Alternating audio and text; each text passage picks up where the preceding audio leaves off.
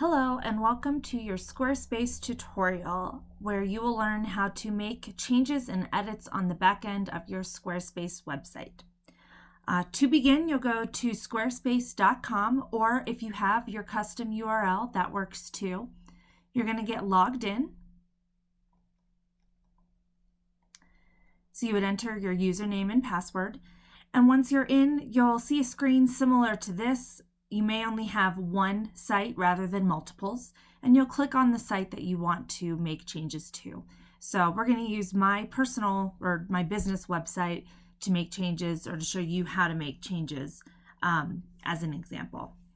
So once you get logged in and you get on the screen, you'll see to the left-hand side all of your navigation on where to go to make those changes. Pages is where you'll make changes to individual pages, things like text changes, inserting photos, that kind of thing. The design section is where you would go to change fonts and colors of your website.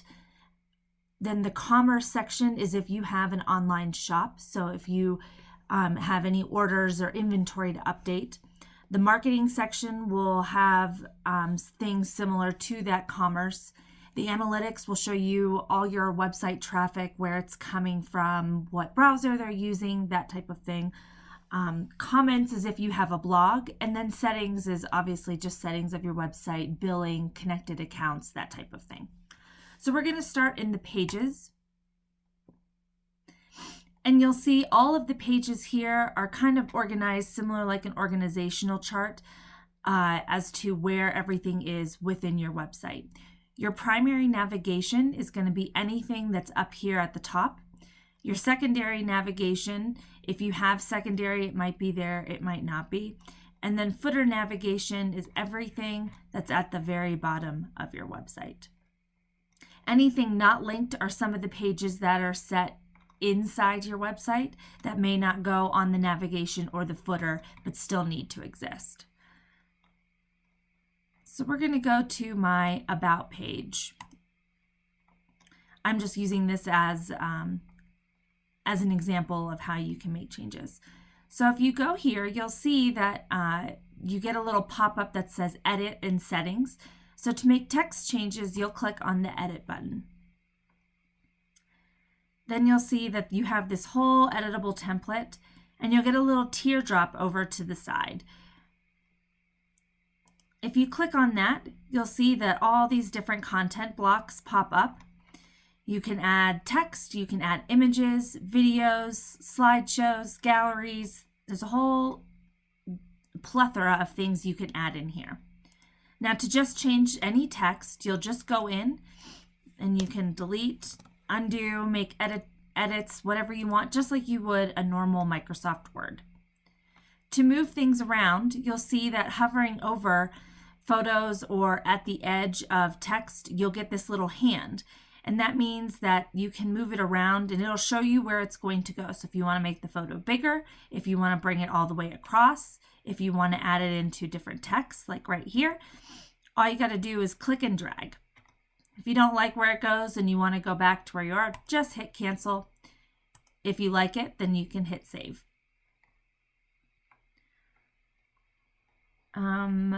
So that pretty much, all pages are pretty much the same, so it doesn't really matter where you are. You'll be able to set up the same type of thing. If you go into settings, it'll show you the page titles, the navigation, and its URL. You really don't need to mess much with the SEO, social media, or media, because sometimes that can affect the way the page is laid out. If you feel like changing the font or colors, you can go to the design and then site styles, and everything is right here. And if you hover over here for the thing you want to change, say you want to change your navigation, if you click on it, when that little blue box comes up, it'll tell you what you can change in that area. If you click on font, you can change things from the actual font, the weight of the font, the sizing, the letter spacing, or if you want it to be uppercase, lowercase, or sentence case. If you want to change the color, you just click on the color and you can choose whatever color you want it to be here.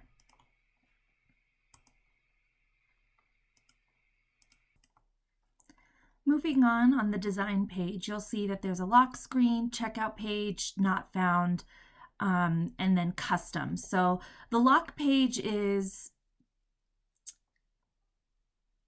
if you have a private section of your website. So if you add passwords to your website, so say you have a client that you want to have a password protected page for. This is that type of page. You would create it, you'd put a password on it, and that's where you would change the layout of that lock screen. For the checkout page, this is if you have an online shop and you want to change the look of how things are checked out.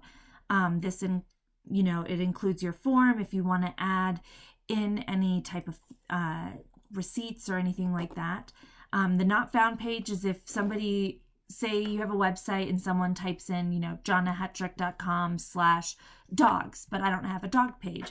Well, then this page would come up saying that they weren't able to find it. And if you wanted to say something different, you can. All these areas have templates that are already in there. It's really just if you decide that you want to go and make it more custom for you. Then the custom CSS is if you have things that you want to add in on the back end, but I highly recommend don't trying to add anything here unless you know exactly what you're doing, as it could change the entire website accidentally. Moving on to commerce, this is the area that if you have an online shop, you'll have orders, inventory, all your customers, discounts, and then all your payments and checkout forms. So on your orders, it'll show you all the orders that you have going or have had going that have been filled. They're all right in one place. You can also see which ones are pending, which ones are fulfilled. If you go to inventory, this lists all of the items that you have for sale on your website. You can make changes right here. So if you click on something, a little box will pop up with all of the information. So you upload all your images here.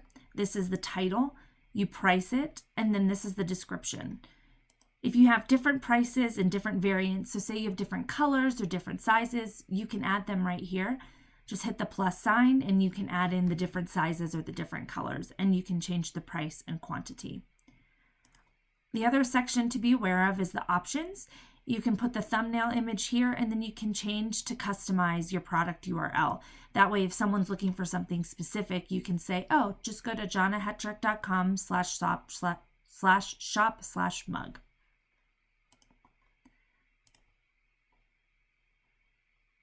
Customers is if you have an upgraded system. If you don't, then you may not be able to see this, but it tells you who's placed an order, how many orders they've placed, how much money they've spent, and you can just keep track of who spends a lot of money on your website, who your best customers are, things like that. Discounts is where if you want to add any coupons, you can add it in. You can make it for a certain amount of time, certain percent, either percentage off, amount off, or free shipping. You can enter what kind of code you want it to say and what orders it applies to. The rest of the items are all for when people are checking out. So what payments you take. Then the checkout, if you want to put a return policy or privacy policy, or if you want people to simply tell you how they found out about you or why they're purchasing that day, you can add all of that in at the checkout.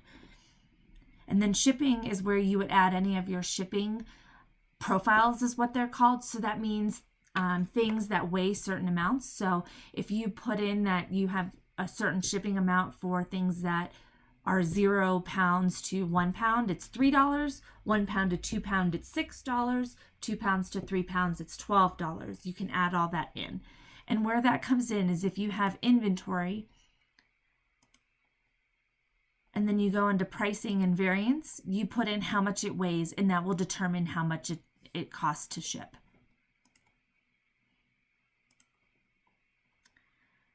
All right, now we'll head into marketing. So here's where you can set up your email campaigns and more SEO. And then if you want to add in a pop-up, so the promotional pop-up is something that comes up when people first arrive to your website. So if you're trying to start an email list, you can add the pop-up there so that they have to enter your email list if they want to hop on to get all the latest and greatest of things that you are offering. The announcement bar is a bar that comes up at the top of your website. It comes up here, and it can be any announcements, it can be coupon codes, whatever you want people to know when they first come into your website.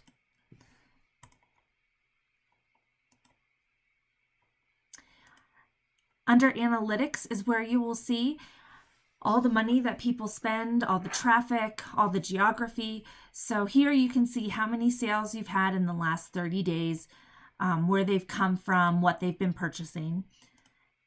Under traffic, you will be able to see how many people are visiting your website, where they're coming from, what sources they're using, what browsers.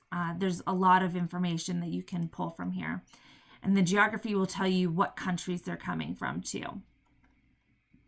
There's a lot of different things you can go into here. It just depends on what type of information that you're looking for. Some of those options may or may not be applicable. It depends on what kind of profile you purchase with Squarespace. If it's a personal one, then you may not be able to access it, but if it's a business one, then you should be able to access it. Comments is all the comments that people have made on certain blog posts or pages, if you have your comments set up on pages as well. And then you can just keep track of what people are saying, and you can always delete them if you don't like them or if it's spam. Then we have settings, and this is where you can determine all your business information. You can connect all your social links and your other accounts, different accounts permissions. So if you have somebody that you want to do website work for you, you can create them an account so that they don't have to log in through yours every time. It also controls what domains are being fed into your website. If you want to set up an email or G Suite, you can do that here, and then billing and accounts. And then the help, Squarespace has help 24/7. They have a chat room as well as an online forum. So if you ever have any questions, it's really easy to hop on chat and ask them, and they can walk you through it step by step. As well as I'm always here to answer any of your questions. Emailing me questions is totally free, and I'm happy to answer any questions that you have. If you want me to go in and make the changes for you, I'm happy to do so, but it is at an additional cost.